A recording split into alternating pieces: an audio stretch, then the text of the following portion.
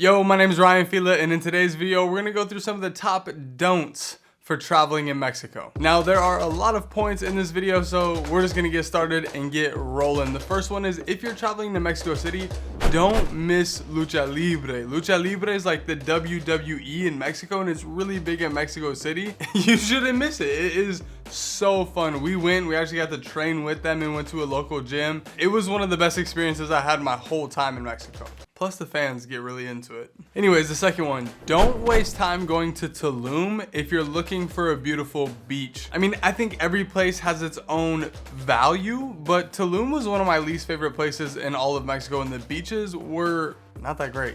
The third one here is, don't be afraid, but don't be stupid. I say this in every don't tip video that I've ever made for a country.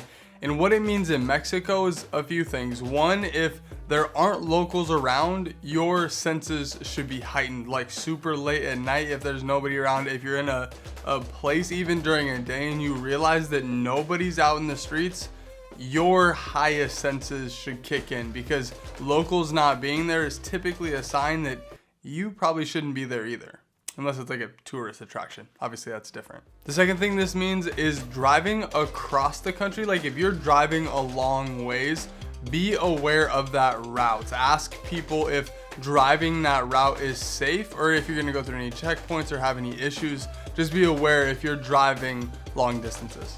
It also means that if you're somewhere that is marked as dangerous, like Tijuana is by Wikipedia standards the most dangerous city in the world. Realistically, the homicide rate in Tijuana is the highest of any city on their scale. If you're in a place that's marked as dangerous, you should ask locals where you're safe and where would actually be a little more dangerous. And lastly, use your discernment. Safety is often a perspective. If you're somebody who trusts your judgment while you are out as a traveler, then lean into that and be aware of it. And if this is one of your first trips, or you're not as confident in your street smarts as a traveler, then also be aware of that. Neither is right or neither is better than the other.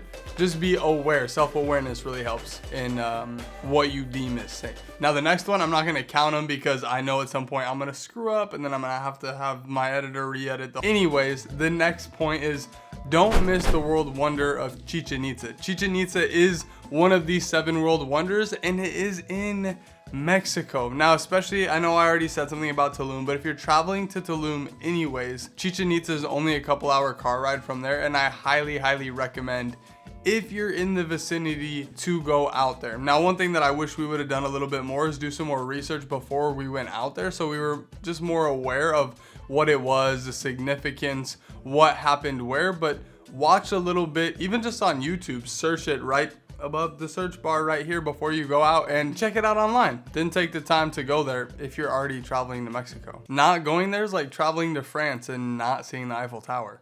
Just doesn't make sense. Don't expect everything to be on time. Latin time is a real thing, and I don't care if you're in Mexico, Peru, Colombia, Brazil. Time on schedule is also a perspective. And if you are like me traveling from the United States, we're very time oriented, and being on time is a high value to us.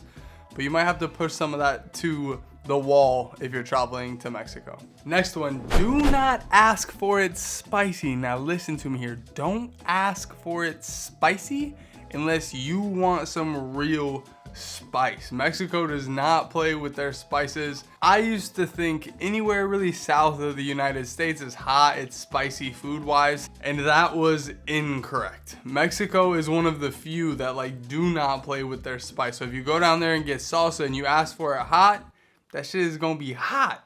So just be aware. Moving on, especially for my people from the United States, don't expect people to speak English, and don't be rude if they don't. I find that a lot of times Mexico is a country that people from the United States will almost explore international travel with. So maybe this is your first time abroad, and that's why you're looking at videos like this. So you're exactly who I'm speaking to. Just please, if you go there, English is not their first language. So if people don't speak it, don't cop an attitude. That shouldn't be an expectation traveling down to a country with a different national language. So just be aware of that and be aware of your patience. And that on the flip side of that same coin, I know sometimes it can be frustrating not to be able to communicate, but understand that it's on your behalf because you're in their country and you can't expect them to speak your language. So just play charades, use Google Translate, find your ways of communicating. Just do your best to keep your patience online and don't get aggravated. That's the best advice I can give for that. God bless. Don't stick to TripAdvisor's top 10 list. Mexico has so many hidden gems. You probably won't find online almost at all unless you were specifically looking for it. For example, they have the biggest pyramid in the world. This still blows my mind. They have the biggest pyramid by volume in size in the entire world. It's twice the size of the Pyramid of Giza. It's an 1.5-hour car ride, 2-hour car ride from Mexico City, which is the capital of the country, in a city called Cholula. And literally driving up on it, you could miss it because it's just a park and a lot of it's almost underground, but don't miss it. Check it out. Make sure it's open. I know recently I went twice. This is a whole fiasco I don't want to get too deep into, but I went twice and it was closed both times because I really wanted to tell the story, but they were closed because of COVID. So before you go, make sure that they're open. Hopefully, finally for you. It's definitely not on TripAdvisor, but it's the biggest pyramid in the world. Like, it's crazy. So do a little bit of research before you get down there, as you're doing here, and find some of those places that you wouldn't expect to see on TripAdvisor top 10s, because I promise that little bit of effort on the front end will make the experience so much better when you get there. Next up, do not miss the food. The food is delicious. I'm a little biased. Mexican cuisine is one of my favorites in the world, but it is so good. The street tacos, the fruit cups, the horchata, like, oh my goodness, their food in Mexico is delicious. And although I haven't lived in Mexico my entire life, my favorite place for food was TJ. Tijuana was delicious. The tacos there, oh my god. El Franks, the beans, stop. Like, it was so good. I'm not a foodie. I just don't do that on this channel, but don't miss the food. Telling you. And this is a great time to plug it. If you need some good recommendations, I do have a travel map with over 60 of my favorite locations all over the country, including a ton of food places like El Frank's Tacos in Tijuana, which was hands down the best tacos I had the whole time in Mexico. And I heard from some locals in Tijuana that that wasn't even their favorite place. So if you want some personal recommendations from me on my places where I went in Mexico and put in my personal notes on each one, go check that link out in the description. It's only $10 and I promise it will be one of the best $10 you spend on planning your travel to Mexico. Don't miss my travel map. Just saying. All right, moving on. Don't expect it to be super cheap. Honestly, it's one of the more expensive Latin countries, one of the more expensive Hispanic countries. And I'm sure it's because it's right next to the United States, but that's just the way it goes. It is cheaper than the United States, but don't expect it to be extremely cheap. Now, on top of that, I will say different regions are definitely cheaper and more expensive than others. Like Tijuana and Tulum were extremely expensive. Cancun is crazy expensive. Mexico City was a little bit cheaper, and honestly, that was my favorite place. And back to food. Don't forget to ask what's in the taco. They will use all of the parts of the animal, so you might get tongue, head, feet, bone marrow. So when you get a taco, make sure you ask what is in it if you didn't personally order it. I've heard some stories. Don't underestimate how large the country is. Mexico is the 14th largest country in the world. So don't get overwhelmed if you feel like you didn't get to travel all of it or as much of it as you would have liked, because it is huge. At one point in my travels, I went from Tijuana all the way to Tulum, and I didn't even realize how big it was until I made that trip, because it's like going from LA to Miami. So just keep that in mind as you're planning your itinerary. Make sure you find a region or a few regions that you want to explore, go there, explore them, and go to the next one if that's how you're traveling. Just don't get overwhelmed if you feel like you didn't get to see everything, because you won't, unless you're like living there for several years. Next one's easy. Don't miss the fruit cups on the street. The fruit is delicious, and especially if you're in Tijuana, make sure you try chamoy, which is the red sauce, and tajin, which is the kind of like spicy salt. It's not that hot, but it's more like a flavorfully salt that they put on top of the fruit. It's immaculate. Back to Mexico City. I should have probably done these in some type of order, but we're already here. If you go to Mexico City, don't miss La Roma and La Condensa. Those are my favorite places in Mexico City to stay.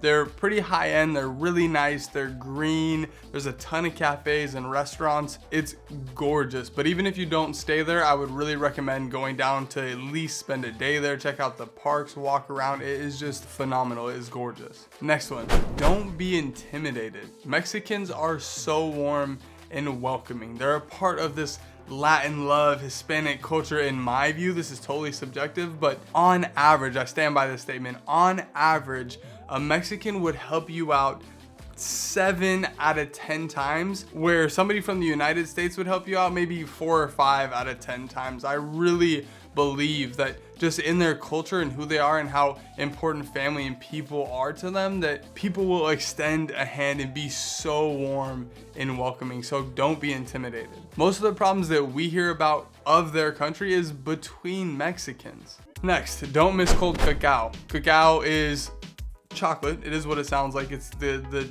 rawest form of chocolate that's ground down to a powder, and they make a drink out of it. Now they have hot and cold cacao. Hot cacao is just like it sounds. It's almost like a coffee or a hot chocolate, but just with milk, water typically, and the cacao ground up beans. And they have cold cacao, which is much more rare in my experience. So don't miss cold cacao if you're down there.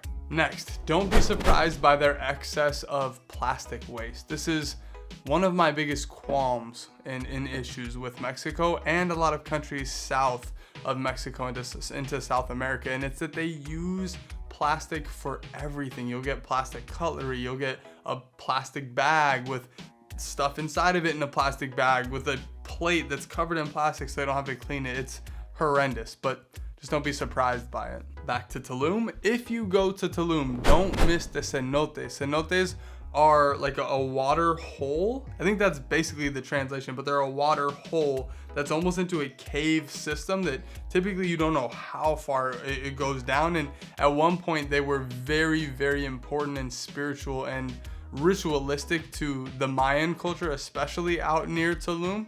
And there are probably hundreds out there. Now, right around Tulum, as you can imagine, they're very touristy. You have to wear the life jacket, you have to abide by the rules, and they're pretty strict on them, and they're more expensive. Now, if you can get far enough out, there are some gorgeous cenotes that might not even be watched or watched by just the local town. You pay them a few pesos and you go in and swim. The one that we went to was way out. It was like an hour and a half outside of Chichen Itza, and we were the only ones in it, to the point where it was kind of eerie because you can't see all the way down. There's no lifeguards, there's nobody else around for us. The rain was coming in. It was kind of crazy, but if that's the experience you want and you want it to be a quiet, quaint cenote experience, you're gonna have to get way outside of the city. But if you're okay with just basically going to the pool, you can go to a cenote just outside of Tulum. There are several. Moving on, don't drink the tap water. Make sure you get bottled water. I'm never one to like brush my teeth with bottled water and do the most, but that's totally up to your preference and your stomach. Like, you know yourself better than I do. Just don't drink the tap water, that's all I'm saying. Don't forget the speed bumps. The speed bumps out here are savage, especially if you're driving a long ways from Cancun to Tulum or outside of Mexico City, even inside of Mexico City. Sometimes the speed bumps won't be painted, there won't be a light on them, and you're just getting set up to Mario jump off. Oh my lord, like this. They can be savage. Don't forget about currency privilege. It's so real when you're coming from the dollar or the euro or even the pound.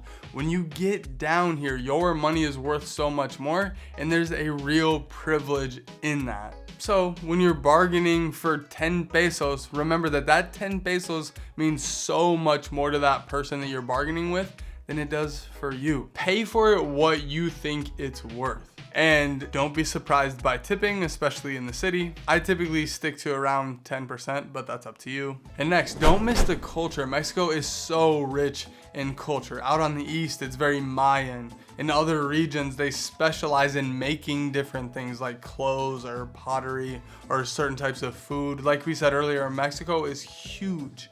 And because of that, the different regions have different spins on different cultures, and it's very rich in that realm of life, so don't miss it. There are only a few left. And the next one is don't get confused between combis and like official public transit systems.